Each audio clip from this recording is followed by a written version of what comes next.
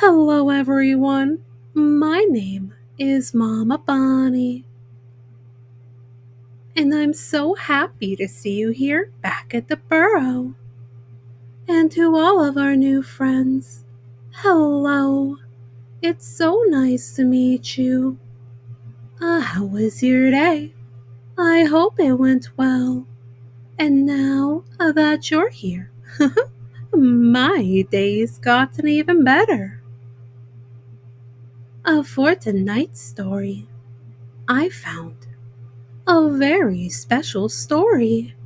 But we can't have our special story unless we're all comfy cozy. So make sure you're wearing something comfy. And don't forget to bring your favorite stuffy. I think they're gonna want to hear the story too, don't you? Well then, are we all comfy? Let's get started. Shall we? Tonight's story is The Little Mermaid, a song. May I have your attention, please? Sebastian called. The crab tapped his baton on the podium to begin the rehearsal. King Trident's birthday was in a couple of days, and the court musicians were planning a special performance. Triton's daughter, Ariel, would sing while the orchestra played a brand new tune. Sebastian wanted the concert to be spectacular, but they still had a lot of work to do. The crab raised his baton, and the musicians began to play. A beautiful music filled the sea until clang. Who did that? Sebastian demanded. I did, said a timid voice. Not again, Coral. Cried Sebastian. Sorry, the young mermaid replied, her cheeks red with embarrassment. Coral. Said the conductor sternly. The best way to play the cymbals is to hold on to them. Yes, sir. A coral answered. Now, if there are no more interruptions, A Sebastian said grumpily. let's continue. The rehearsal went from bad to worse. A coral kept missing her cues. She dropped her cymbal a second time. Clang! Then she tripped and landed on top of the kettle drum. As Ariel watched, Sebastian threw down his baton. Rehearsal is over. The crab yelled and stormed off. Ariel helped the coral up. Don't mind Sebastian, she said, reassuringly. He just wants everything to be perfect. A coral bit her lip. I might as well quit the orchestra, she said, sadly. I'll never be able to get this song right, let alone perfect.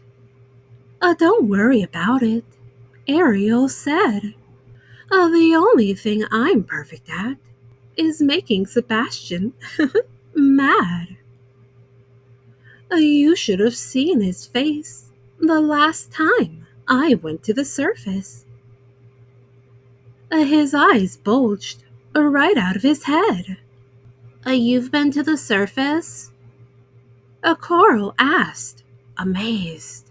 Her face lit up with excitement. Oh, wow, you must be the bravest mermaid ever.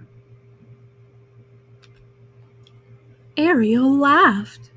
I don't know about brave. She said, it's just something I like to do. I'm sure you have a hobby, right? I don't know, said Coral. I have 9 brothers and sisters, so I'm never really alone. I know what you mean, Ariel admitted. I have a lot of sisters myself, but I have a special place where I keep my collection of treasures. Oh, would you like to see it? I'd love to, a coral exclaimed. The 2 mermaids swam to Ariel's grotto. Make yourself at home, Ariel said to Coral when they arrived. A flounder, the fish, was there. He waved a fin at them. A coral swam around the cavern, examining jewelry and shiny trinkets. Where did you find all of this? She asked Ariel as she put on a strand of pearls. I found some of it at the bottom of the ocean, said Ariel. And in sunken ships, a flounder added. You've been inside a sunken ship? A coral said with a gasp. Oh, weren't you scared? Of course not. Were you, Flounder? Ariel teased. Nothing to it. The fish fibbed. So, what are we waiting for? Ariel asked. Let's go. A coral and flounder trailed behind Ariel as she swam. Soon they arrived at a ship that had sunk to the ocean floor. Come on, Ariel urged, disappearing through a large porthole. Let's see what's inside. She wants us to go in there? A coral exclaimed. Yup, answered a flounder. Inside the ship, Ariel found an old steamer trunk and opened it. Look at this, she cried, holding up a purple parasol. And this, a coral exclaimed, picking up a fancy lampshade. I wonder what it's for. My friend, a scuttle can tell us, Ariel said. Follow me. Where are we going? A coral asked Flounder. To the surface, he replied, matter-of-factly. Before Coral had time to be scared, Ariel's friends had arrived. A scuttle, the seagull, was perched on a rock. He examined their treasures. That is a scribble flow, he said, looking at Ariel's parasol. Small humans use them to paddle around in the ocean. Then he turned his attention to Coral's lampshade. Oh, he said with excitement. A twirl-riffer. It's what human ladies wear when they're going somewhere important. Before long, the friends had to leave. As they headed home, Coral asked Ariel if she could keep the twirl-riffer at the grotto. It might get lost or broken at home, she explained. Of course, Ariel agreed.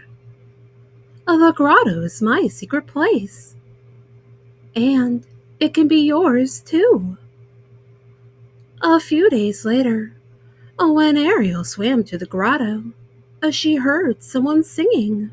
The voice was strong and clear, but sweet too. When Ariel looked into the grotto, She saw her new friend. A coral! Ariel cried. I didn't know you could sing. I can't, a coral said. Not like you. Nonsense. You have a lovely voice, Ariel declared. You should be singing in the concert, not playing the cymbals. The little blonde mermaid shrugged. I just liked singing to myself, she explained. I've never actually performed. The next day at rehearsal, Sebastian made Ariel and the orchestra practice over and over again.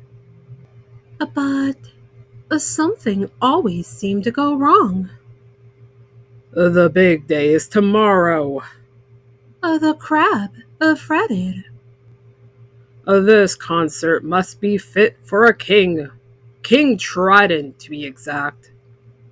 Let's try it again. So they did, and the rehearsal went on and on. By the end of the afternoon, everyone was tired. See you tomorrow, Ariel said. Her voice was raspy. On the day of the concert, Ariel could only whisper. She had lost her voice. Ariel went to tell Sebastian the news. It's my fault. Sebastian moaned. Yesterday's rehearsal was too long. Now who's going to sing the solo? Ariel motioned for Sebastian to follow her. Then she led him to the grotto, where Coral was singing. Sebastian asked the blonde mermaid to take Ariel's place. Me? Coral said. But I can't. You must. Sebastian insisted. Otherwise, King Trident's birthday celebration will be ruined. I can't sing in front of a crowd of merpeople. Coral pleaded.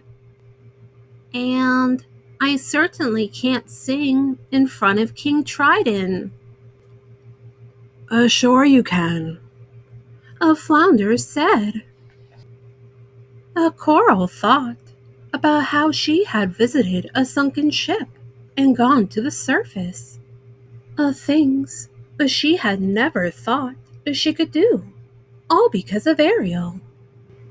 And now her friend was counting on her. All right, Coral said slowly. I'll do it. That night, when Coral peeked out from backstage, she nearly fainted. The entire kingdom was there, including her parents and all of her brothers and sisters. King Trident and Ariel sat in the royal box. When it was time, Coral took a deep breath and swam on stage. As the orchestra started playing, she sang softly. But as her confidence grew, Coral's voice got louder. Before she knew it, the concert was over, and the audience began to clap and cheer. Coral, Said Sebastian, smiling broadly. you can give away your cymbals. From now on, you're going to be a court singer. After the show, Ariel went backstage to congratulate her friend. She found Coral with her family. I didn't know you could sing like that, one of Coral's sisters exclaimed. No one ever would have known if it wasn't for Ariel, replied Coral. She believed in me, and that helped me believe in myself. Ariel still couldn't speak, but she smiled at Coral and gave her a big hug. She was glad everything had worked out so well. It had been a wonderful evening. The end. Oh my, what a very special story indeed. Oh no, look at the time. It's getting late, and we should go to sleep. So, and get all snuggled up underneath your blanket. Hold your favorite stuffy tight, tight, tight, so they know they are loved. Oh, and dream some wonderful dreams. And while you're having those wonderful dreams, I'll get her story ready for next time. How does that sound?